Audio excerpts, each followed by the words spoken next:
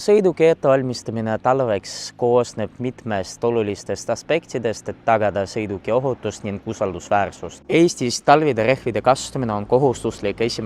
detsembrist kuni 1. märtsini. Lubatud nii ka naelrehvid kui ka naelata rehvid. Naelrehvid pakuvad paremat hõõrumist jää peal, kuid naelata rehvid sobivad tingimustes, millal teed on puhtad lumest. Veenduge, et talverehvide protektori sügavus oleks vähemalt 3 mm selleks, et tagada hõõrumist. Kontrollige rehvi rõhku regulaarselt, kuna see võib muuta külma ilma puhul. Parem on hooldada sõidukit enne talvet selleks, et kontrollida õli ning filtreid. Kontrollige akud. Külmas ilmas akud kaotavad enda efektiivsust, seega mootor ei pruugi käivituda. Kontrollige, et kõik esituled ning tagatuled töötaksid. Talvel on tähtis, et kõik tuled oleksid võimalikult efektiivsed. Hoidke autos jääkraapiad ja lumeharjas selleks, et enne sõidu alustamist teha katus ning klaasid puhtaks.